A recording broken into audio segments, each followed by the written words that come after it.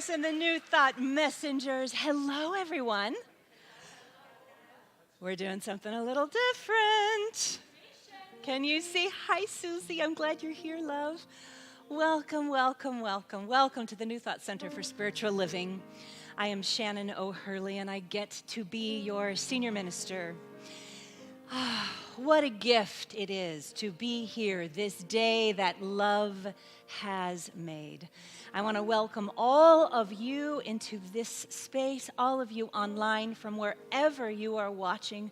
You are so welcome here, and know that if you are new or newish, we are an inclusive, progressive, and compassionate spiritual community that is dedicated to doing our own work so that we can live it out in the world.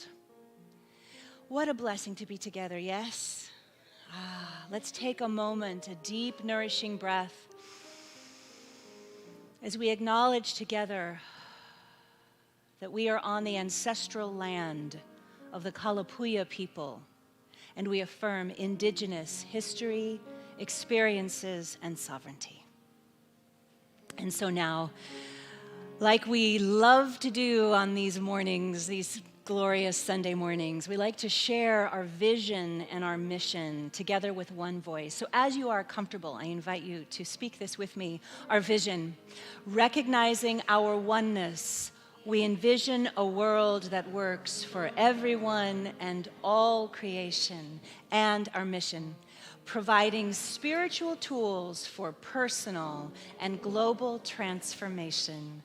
I am now going to invite all of you here to turn around and just wave at our beloveds online so they can really feel like they are right here in the room. Hi, everyone. Hi, Mom. So glad you're all here. So let us anchor this time with an opening blessing. Shelly, thank you, dear one.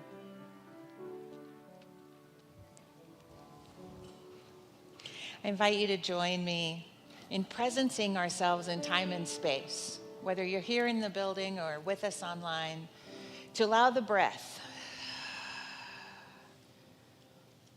to be an anchor into this unique, precious, holy, and wonderful moment, this moment that love has made, this moment that everything has led up to, this moment that is the springboard from which all else will follow. Love, right here and now. Peace, right here and now. Joy, right here and now. Grace, right here, right now. How good it is to know that there is a love that is everywhere present, a peace that passes all understanding. How good it is to know Spirit, universe, God.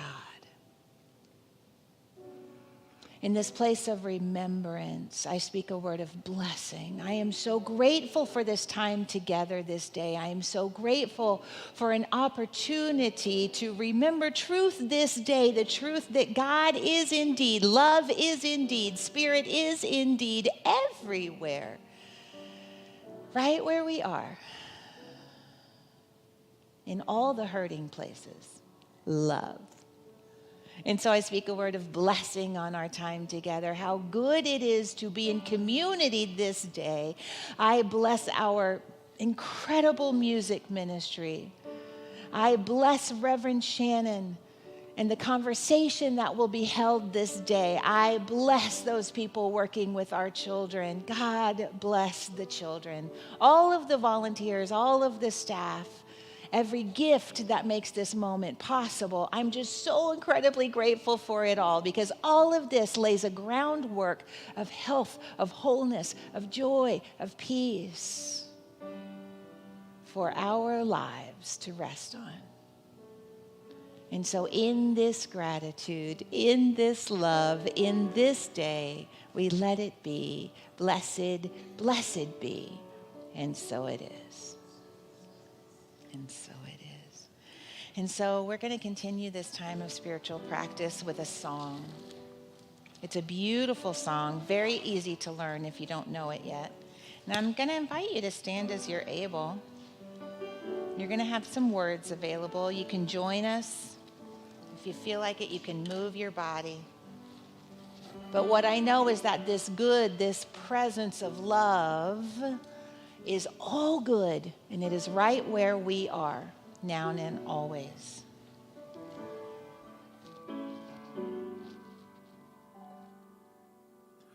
All one,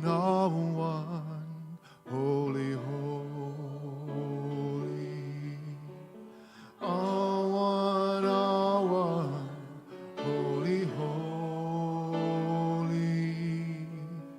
All in my mind, in my heart, in my soul. Let me know all is one, holy, holy. Let's sing that again. All one, holy, holy. All one, holy, holy.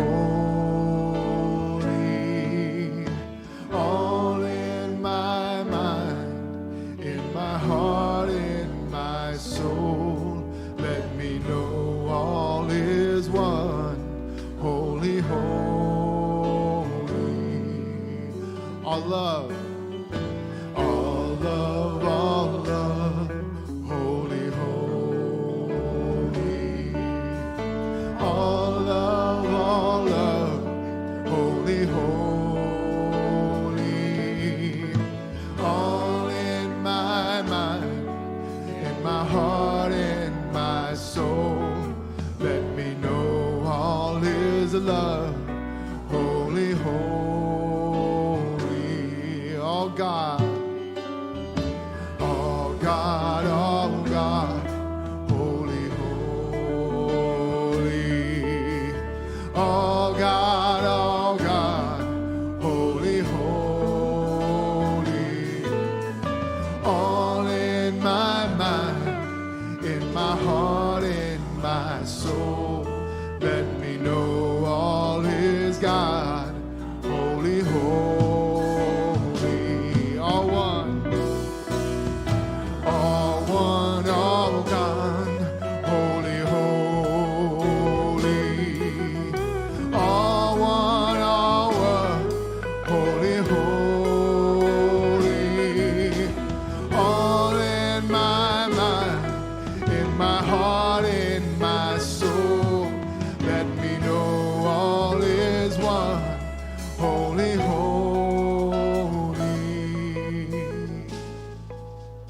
All one, holy, holy. All one, holy, holy. All in my mind, in my heart, in my soul.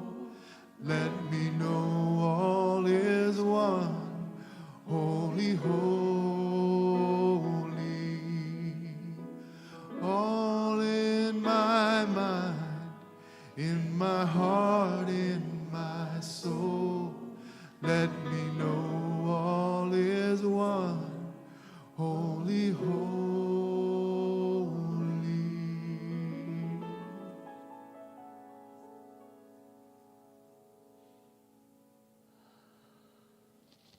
And so it is. And so it is. Y'all have a seat. We recently had our national teen camp, and our beautiful teen advisor who grew up in this community and is now advising our teens has something to share with us about teen camp. Jaden. Hello, everyone. My name is Jaden, and I had the opportunity to be an advisor for this summer's teen camp and to bring our teens from this church there because of all of y'all's help in fundraising, and it was just a magical experience. So I have a letter from Esther, one of the teens, and from myself. And it's a beautiful photo that George got for us from the teen camp. All right, from Esther. Thank you for your love and generosity in helping us get to teen camp this year. I really appreciate it, and I'm so grateful I got to participate in this life-changing experience. Thank you. And then for myself. Going to camp is a powerful experience. Along with playing in the sun, these teens learn how to receive and give love. They go through transformative work with workshops to embrace their inner child's play and to create space to share and process their feelings and trauma. For many teens, if not all, camp is a place of healing. When these teens do the work to heal, our world begins to heal. So I thank you all for the love and support that you have. Thank you.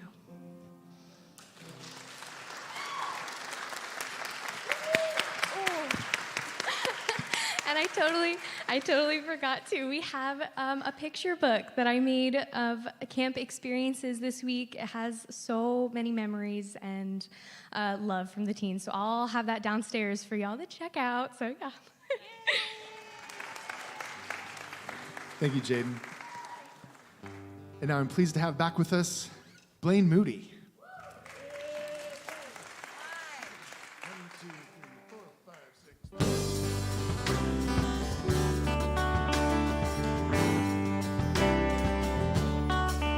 I've been waiting for just the right moment to start living the life of my dreams. I was hoping some magical moment would come and rescue me. But it hit me today, there's no better time to begin. This day that I'm given is my day to start living, so I'm jumping in. Why not today, while the sun is shining? Today, while I know I can. The past is behind me, tomorrow can't find me till I live today. Why not today, while my heart is ready? Today, while it's in my grasp. If I start out slowly, I'm confident, knowing I'm still on my way. Why not today? Why not today? I've been searching in all the wrong places for the courage to follow my dreams, but I finally discovered the power lies inside of me. I could spend my life waiting for someone to show me the way, but I would be missing this wonderful blessing, embracing today. Why not today, while the sun is shining? Today, while I know I can. The past is behind me, tomorrow can't find me till I live today. Why not today, while my heart is ready? Today, while it's in my grasp. If I start out slowly, I'm confident knowing I'm still on my way. Why not today? Why not today? Well, I'm ready, I'm willing, I'm able, I'm learning to fly. But how can I know how high I can fly if I never try? Why not today, while the sun is shining? Today, while I know I can. The past is behind me, tomorrow can't find me till I live today. Why not today, while my heart is ready? Today, while it's in my grasp. If I start out slowly, I'm confident knowing I'm still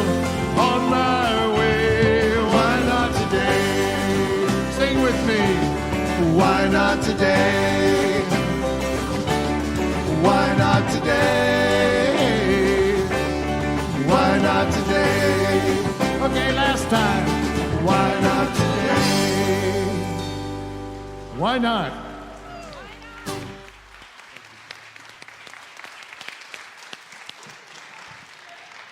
Thank you so much, Blaine, Moody, and the New Thought Messengers. Let's thank them once again.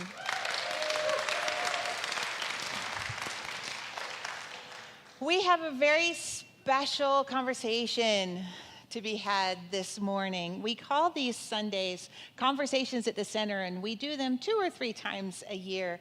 It doesn't happen very often, but this is a time where Reverend Shannon and many of you read a book, and then we sit down and have a conversation about it. And we have found this just incredible book. I'm really excited. So I'd like to invite Reverend Shannon to join me on the platform. Thank you so much, Reverend Shannon. Yes. This is going to be fun.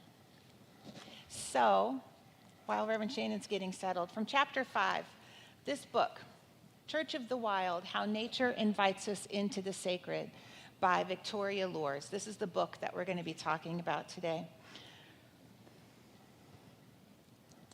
She writes, "Con means with, and vertere means to turn about.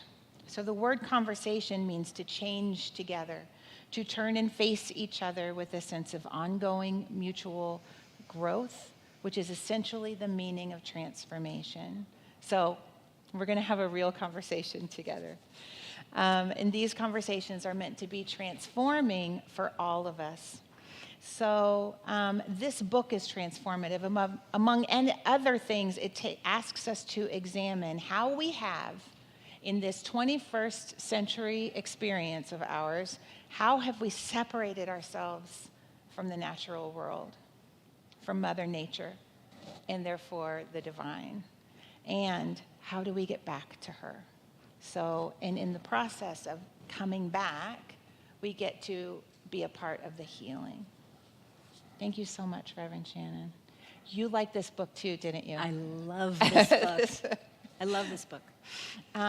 So we're going to start at the beginning.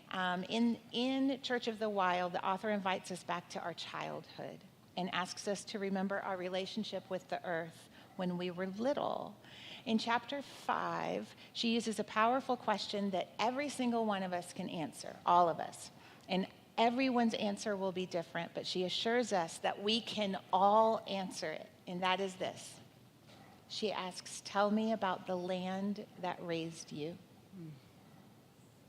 She writes that some of us grew up in cities and have memories of parks that we played in when we were young, or how we played with mud pies in the backyard, or giant sand hills, Michael. These memories can anchor us to our earliest memories of the sacred. So, Reverend Shannon, how is this relevant to us here in New Thought? Why does it matter? And did you have a place like that? And if so, how did it shape your spirituality? Yes.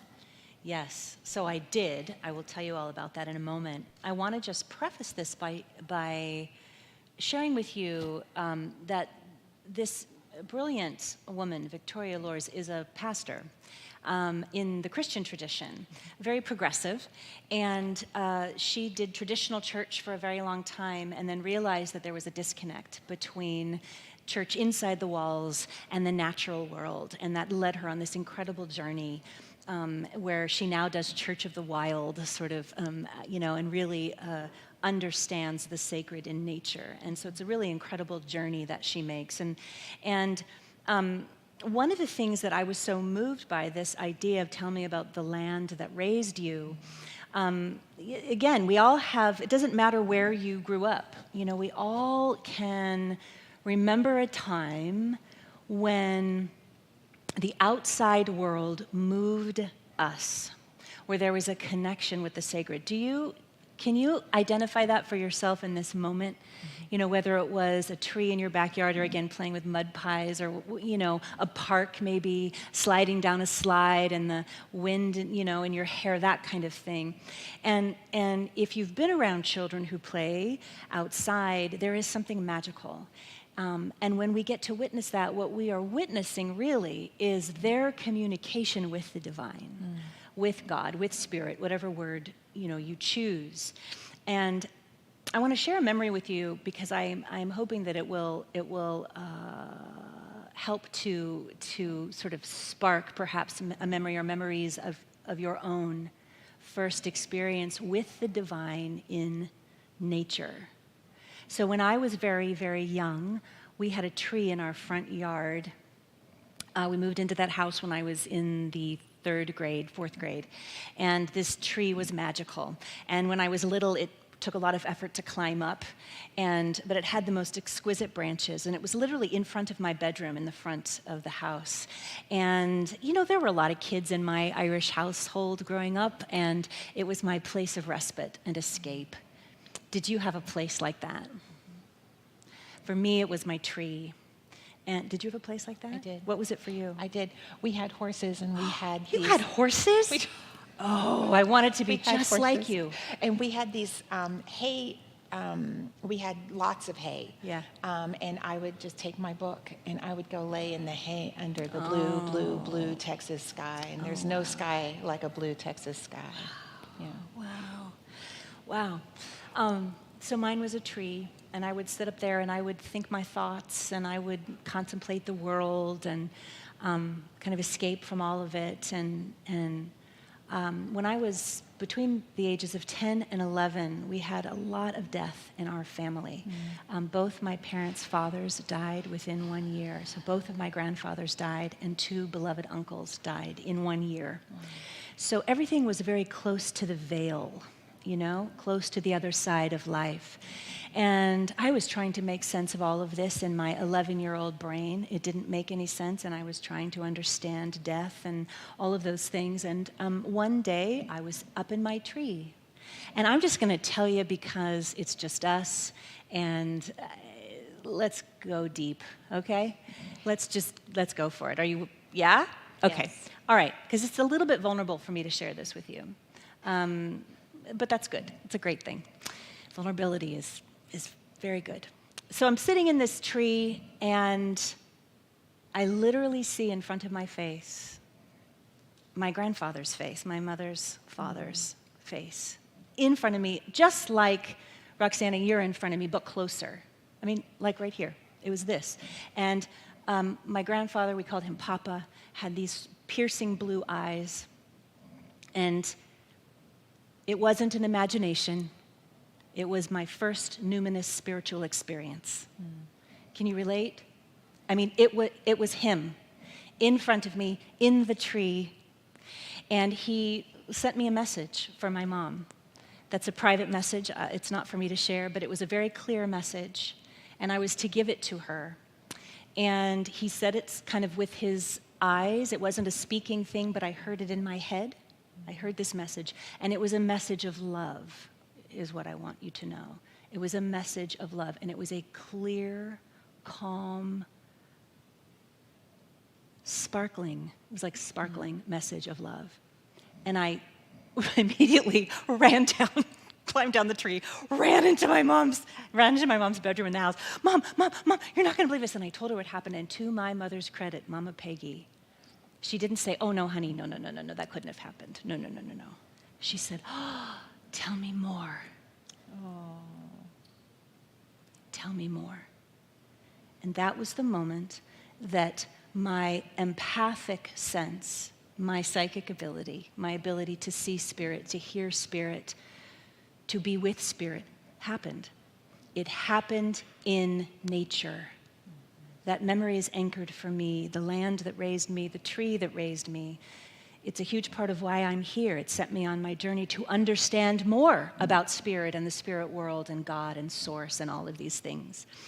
So I invite you to think about a time when you were little, because this book sparked that in me. I had that memory come back to me, and I went, oh my gosh, that was in the natural world. That was spirit. So that interconnectedness. So I just invite you to consider, think back as we continue this conversation, even if it's just how did you feel when you were playing in the natural world? Mm-hmm. Because what Rev Victoria is teaching us here is that the natural world is all spirit. All God, holy, holy. We here in the West think of that as, all people. And what Victoria is reminding us of is that all one, all one, all one, all one, holy, holy. It's us and the natural world, the flora, the fauna, and I would say the other side of life as well. Yes. Thank you, Reverend Shannon. You're welcome. I really appreciate your vulnerability. Reverend Victoria writes that spirituality and nature are not separate, and attempts to keep them apart break the world. Reverend Shannon, from the spiritual perspective, is this true that spirituality and nature are not separate? And if that is true, then how do we heal the breaking that has so clearly happened? Yes, so it's really easy, I think, to say we're all one. We're one with our natural world. It's another thing to embody it. It's another thing to really embrace it. I wrote this down because I wanted to share with you in the book, eco-theologian Sally McFaig suggests the metaphor of the earth as God's belly. Isn't that extraordinary? When we think of the earth as God's belly, think about how we will treat her people. How will we treat her animals? How will we treat the climate? Right? It sort of shifts everything. If you think of St. John of the Cross said, all things are God. Rumi talked about when your soul wants you to do something, it's like a river moving inside of you. It's a joy. So across all traditions, ancient wisdom, this interconnection between human beings and the natural world are inseparable. And so we are being shown, God bless Maui. Yeah. I was born in Hawaii, and my parents went to grad school and got married there. It's a very special place for our family. And what we're seeing is this separation. And so part of why Shelly and I wanted to have this conversation was to participate in our own repairing of our separation that has happened with the natural world, and then what we can do about it. Yes, beautiful. Thank you. So in a psychology class I'm taking right now, we've been learning about the psychological process of awakening. Yeah. It's a lot. It is a lot. And so we start in denial, and we see some of this in our world today of people awakening to what's actually happening with our earth, right? So it goes from denial to semi-consciousness, awakening, which can lead to shock and despair. But then you come to a place of empowerment. And some of us have been in these difficult feelings for a really long time. I remember the very first research paper I ever wrote was in 1989, and it was about the hole in the ozone layer. 1989. Let's not talk about how many years ago that was. 80s. But Reverend Victoria quotes the wonderful Brother David Steindl-Rast, and he said, the antidote to exhaustion is not necessarily rest. The antidote to exhaustion is wholeheartedness. Reverend Shannon, how does our spiritual practice bring us back to wholeheartedness? And what do you do when you're feeling weary? Yes. So one of the things I love, and if you don't know Brother David Steindl-Rast's work, I invite you into it. It's profound and deep and beautiful. And he talked about this idea of wholeheartedness as actually being mindfulness, as a deeper, more resonant, perhaps, way of thinking of mindfulness. Many of us here practice mindfulness. We've heard this as kind of a buzzword in the zeitgeist. And he talked about, think about for a moment if you replace mindfulness with wholeheartedness. Mindfulness is the activity of approaching everything with your heart, from your heart. Whatever arises, that you're with it from a heart space, a wholeheartedness. And, I love how he leans into that and teaches us that work. And one of the ways that he says to do that is gratitude. We teach gratitude all the time. How many times do we go out into nature, walking around the block, walking our dog, and we have an opportunity to say a prayer of gratitude and we forget? We just forget, right? So it's an opportunity to be present in that wholeheartedness. and practice gratitude, and we can do that in the natural world. One of the things that Rev Victoria talks about in this book that blew my mind, sort of as another response to your question, is a new way of thinking about the wilderness. Yeah. Okay? So, in Hebrew, the word wilderness, the root is midbar. That means the mouth, the organ that speaks. So wilderness means that which speaks. It gets back to communication, to a conversation that we're having. So if you think about the ancient stories that appear in the Hebrew Bible, let's say, they're always going into the wilderness. All of those characters, the Hebrew and Christian Bible is a journey of consciousness, right? And in the old, sort of in those Hebrew stories, they're always going into the wilderness. And we have been taught, those of us who grew up in a Judeo-Christian background, that we go into the wilderness. It's sort of the dark night of the soul, that it's that Hollywood, Victoria talks about this, sort of the Hollywood version of the desert. It's like the Sahara Desert. Well, these stories were from the Mediterranean. The wilderness was verdant, it was green, it had grass and trees and rivers. And so it's this idea that what if when the Israelites, let's say, when Moses, they were, what if you rethought that whole story and they weren't going into the desert to be punished as a punishment, but rather as a replenishment? When you think about it, the Israelites had been enslaved for over 400 years. They were escaping that colonization time. And if you think about 400 years of enslavement, wouldn't it take the human conscious mind and journey at least 40 years to unlearn that? To be in that place of wilderness, that place of replenishment, that place of healing, that place where we can receive the wisdom of God as nature, so that we can move to the promised land. Understanding the promised land is not a place necessarily, but a state of mind. Yes. Isn't that extraordinary? So it's like this huge invitation for us to go into the wilderness and allow it to speak to us.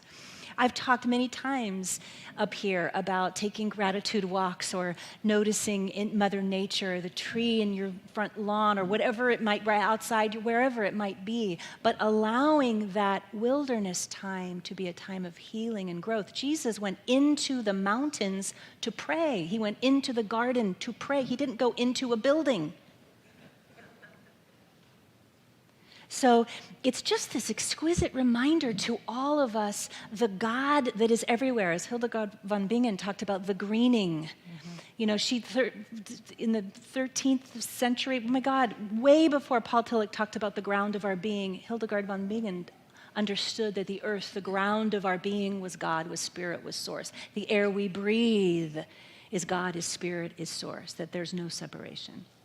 I love this idea of the wilderness as a time to listen. Yes. And to replenish. Yes. Listen and replenish. Yes. Because that's a brand new thought for me. Yeah. I Me love too. that. It was totally new for me. Yeah. This idea of wilderness as the mouth. Yes. The root of that word means to speak. Oh, so you go into the wilderness to listen to it speak to you. And I'm sure I'm the only one in here, but there are many times when I should stop talking and listen more.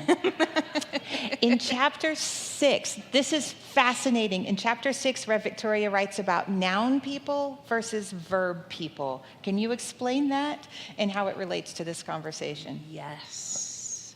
I love this so much. So, in Romance languages, Latin, Greek, English, our focus is on the noun, the person, the place, the thing. 70% of the English language are nouns. In contrast to the indigenous cultures, including Judaism, so Hebrew, the language is primarily verb.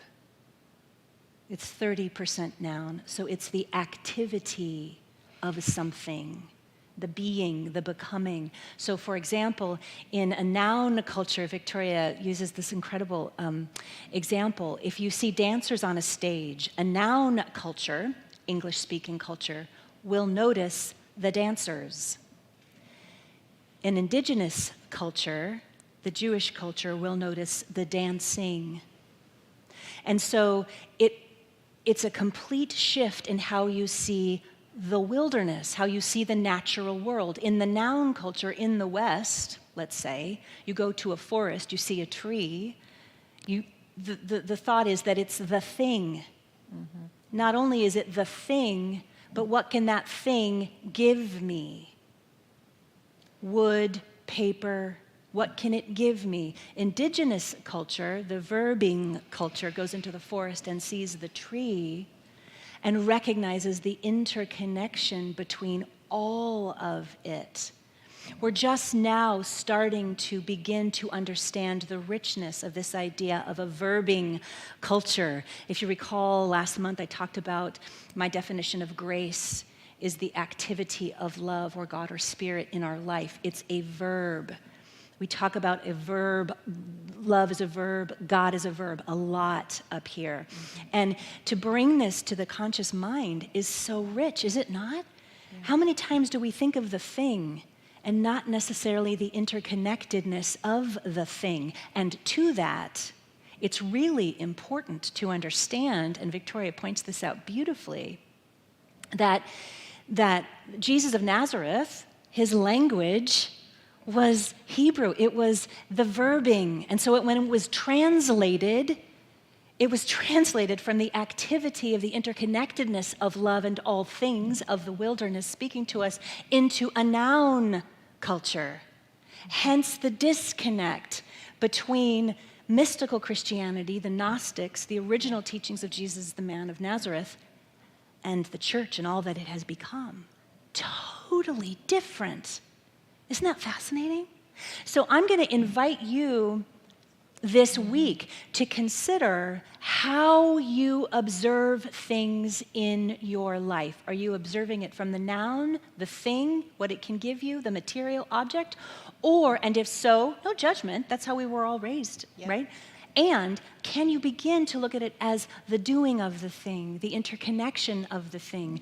You know, Victoria reminds us of forest bathing. Have you heard about that? Mm-hmm. Starting in Japan, in indigenous culture. So this idea of going into the forest and feeling, allowing that divine nature of God to wash over you, to support you in the healing. And we can do that going on a walk. We can do that sitting, if you are in an apartment and you have a window, sit by your window and allow the natural world to bathe you in that healing energy. That's the verbing, the doing, the becoming of God, the activity, the communication, the conversation. When I think about what a huge culture shift that is, from objectivity to subjectivity, from this thing as an object, how can it serve me, to the interconnectedness of our being and the care that comes with that. Yes. It's astounding to me how healing that could be for our world, for capitalism, for patriarchy, for all of it. Yes. Just the noticing of the interconnectedness. Absolutely, Shel. Is step one. Yes, and I would venture to say that had we somehow become a verbing culture as opposed to a nouning culture, I do not believe we would have climate change. Yeah. I do not believe we would have the climate crisis that we have, because we would treat our climate and understanding our earth is spirit, is God, is the belly of God. And so what an opportunity for all of us to unlearn that and to create a new world. Yes. Yeah. Let's do it. Yeah. So unbeknownst to Reverend Shannon, I actually reached out to Rev Victoria this week, and she sent us a message. She sent you a message. And she said this, she said, yay, a group of people who are recognizing that we are not and never have been and never can be separate from the rest of the alive world. She said, our culture has manipulated the narrative for reasons of empire, and we have all suffered the consequences. Maui is suffering the consequences. Congregations like you who are taking seriously the call to reconnect and remember ourselves back into intimate and sacred relationship with the land, waters, and creatures of our place give me hope that in the midst of unraveling on every level, there is an emergence of people who are creating a new and yet ancient way of kindred reciprocity that undergirds all the layers of change that is happening and is to come. She said, thank you for your faithfulness and love. Isn't that beautiful? Wow. Yeah. Thank you, Rev Thank Victoria, you. for writing this Rev book. Victoria. So, Reverend Shannon, I was wondering if you could guide us into a spiritual practice that would kind of ground in all of this and this opportunity to heal this connection with the divine as Mother Earth. Yes, yes. Are you willing? You all at home? Let's put this into practice. Yes. All right, so I invite you to close your eyes. I'm actually going to ask Shelly, I'm going to ask you to read this one, start us off with a little paragraph right here that Rev Victoria wrote, and then I will take that into our guided meditation and then into our grounding prayer. So practitioners, please hold the space where you are for this special service. So I invite you to take a deep breath in. Those of you at home, just allow yourself to be so fully present right here, those of us here in the room. Sometimes it helps me to put my hand on my heart to just anchor me. If you're feeling a little out of your body with this conversation, just allow yourself to really be fully present here now, as Ram Dass would say, taking in a deep, nourishing breath. And on the exhale, I invite you to allow your heart chakra, your heart space, that place of love, of unconditional love at the center of your being, at the center of your chest, to feel as though it expands so that it can receive even more love. If you notice at any point your mind wandering, just gently on the breath, bring it right back and listen to the words that we are speaking.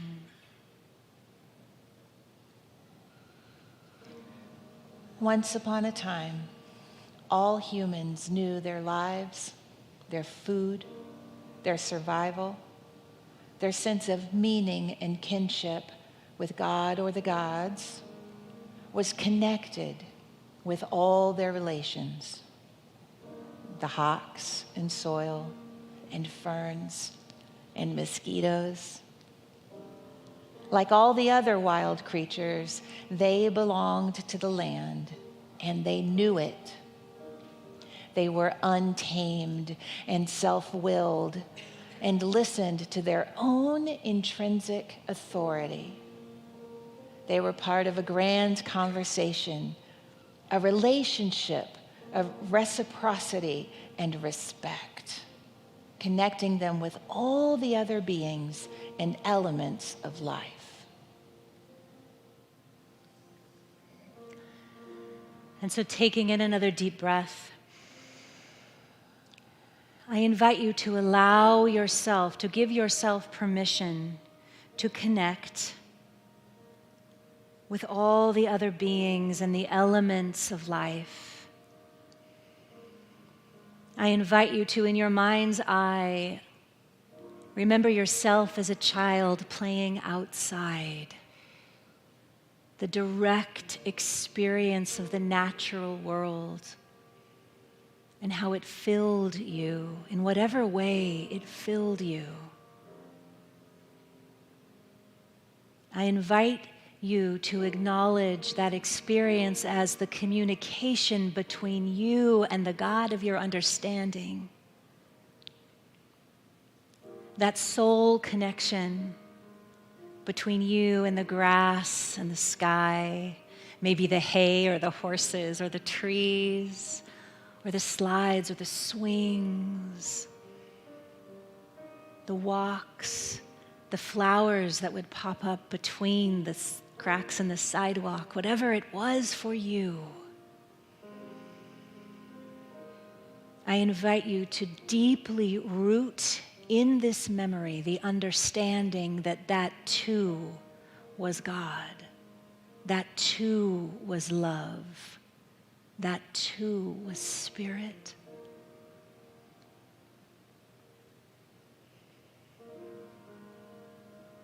And so now, moving even more deeply,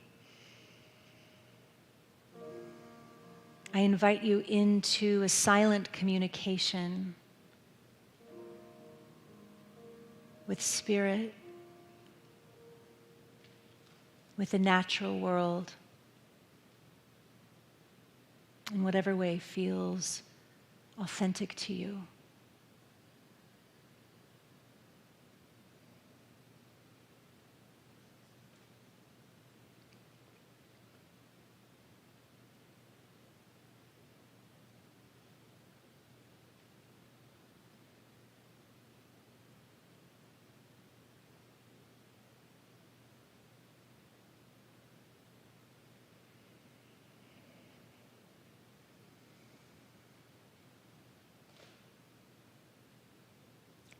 In this moment, you may be seeing trees or vistas. You may be hearing birds sing or leaves rustle,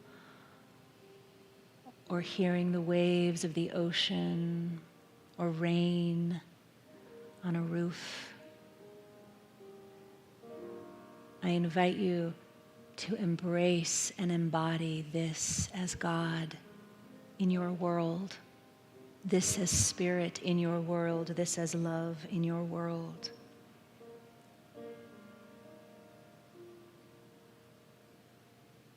And so now, moving even deeper in this experience, I invite you into the profound understanding of this world, this earth as God's belly, that we are a part of it and it is a part of us, that there is no separation. And therefore, I invite each one of us in our own way to silently send a blessing of gratitude and love and healing to our earth, to all the places that are hurting. Recognizing that this prayer, this blessing, is uplifting and healing, and it is felt. It is felt by Earth herself.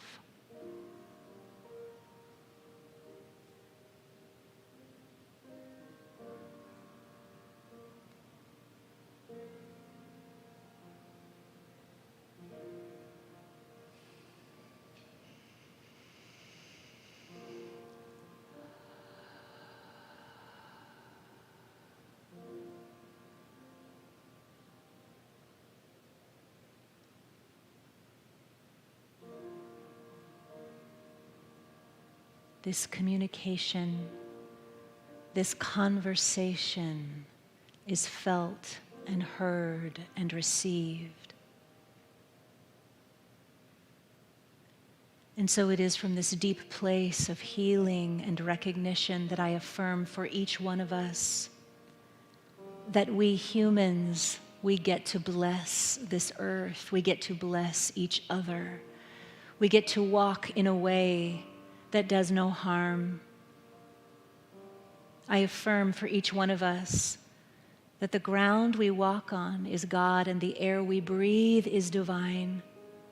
And this love surrounds our friends and our families right where they are. The ground they are on, the air they are breathing is this same God that is right here, the same love, the same spirit that is right here in this moment, in this breath and the next and the next.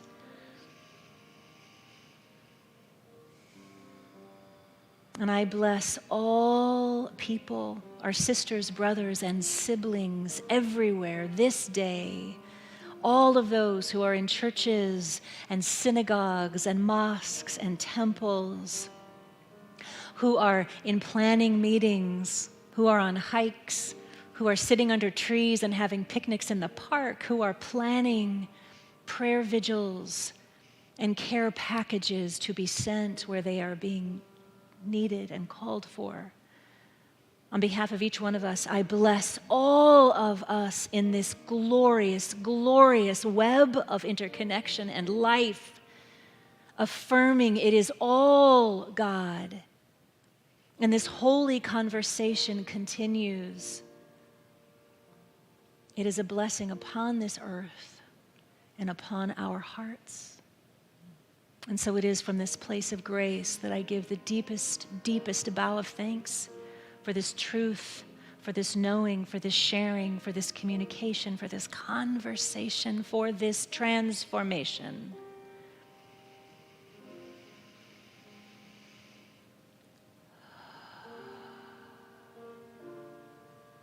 With great joy and gratitude, I say, and so it is.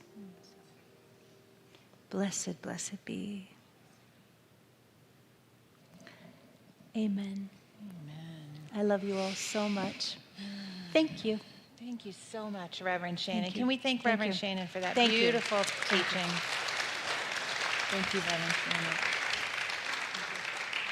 Carolyn, I believe we have a few of these downstairs in the bookstore available for purchase. They're also available in our online bookstore. Church of the Wild, How Nature Invites Us into the Sacred by Victoria Lours. Thank you, Reverend Victoria, for this marvelous work. Really life-changing stuff here.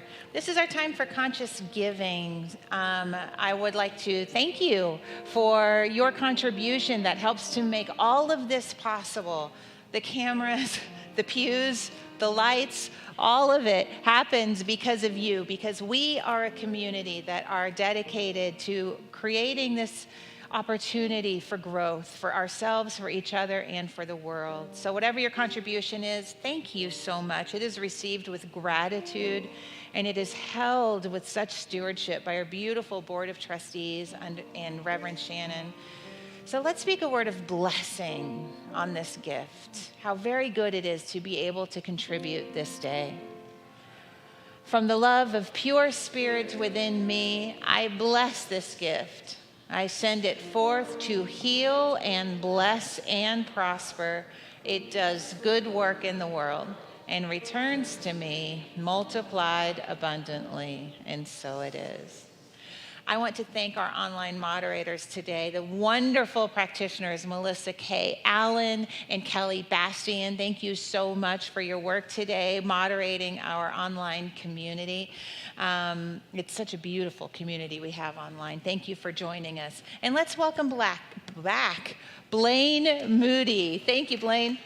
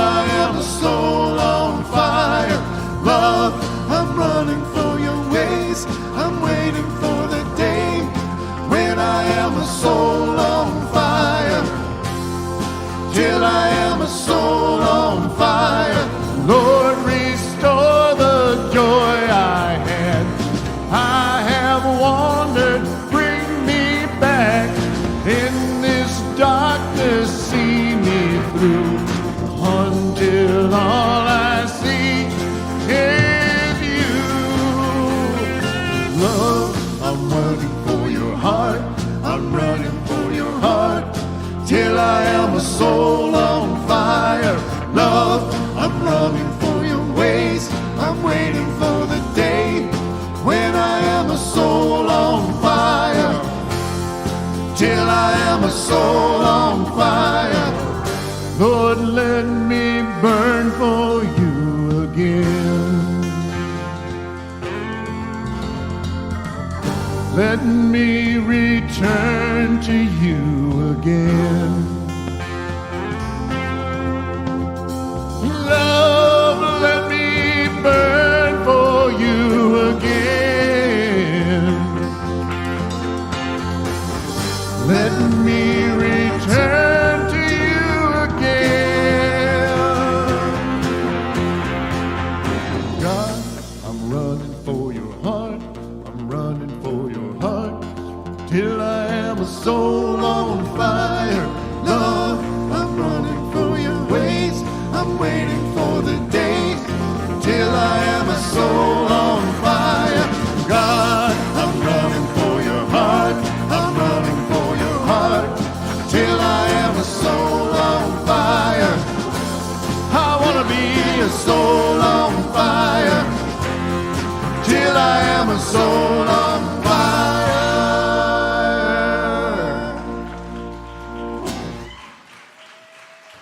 That's a hot one. That is a hot one, Blaine. That was fantastic. Thank you so much. A soul on fire. I have just a couple announcements for you if you'd like to sit down for just a minute. If you are interested in becoming a practitioner, you are invited to join us today, 12:30 to 1:30 p.m. Pacific time, for our Practitioner 101 information meeting with Rev Shannon in the Learning Center if you're here in person, and online via Zoom. So for those of you who are watching online, go to our website, newthoughtcsl.org, and register for it, and then you will receive in your email the Zoom link for that. So that's how you get the Zoom link to attend that meeting. Also, save the date and please plan to attend our community meeting on Sunday, August 27th. 12:30 to 2 p.m. Pacific time. This is a fantastic way to stay informed. We have so much news and information to share. For those of you who are local, we'll have a light lunch served in the community hall beforehand for a love offering, so you can enjoy a little nosh and then come back to the sanctuary for the meeting. And that is a hybrid meeting, and so we please invite our global collective as well. Reverend Shannon. Yes, I have an announcement that I wanted to make myself because it's so exciting, and I want to share with all of you something that we envisioned and began literally visioning in 2019. We are very excited to launch NTCSL Colorado. We, my loves, are going to have a satellite campus, if you will, in Colorado. All Colorado community members, and I know you are watching us, beloveds, are invited to gather in person the last Sunday of each month. Right now, we're going to start it off in someone's home. The first gathering will be Sunday, August 27th at Practitioner Annette Nelson's house. Get this, we now, at this moment, have 5 licensed practitioners in Colorado that serve our community. And so we are ready to bring this all together. We're going to have our Colorado community the last Sunday of every month gathering for now in someone's home. They're going to watch our service, and they're going to have meditation beforehand and prayer afterwards and nosh and all kinds of good stuff. Isn't that fantastic? We're really expanding.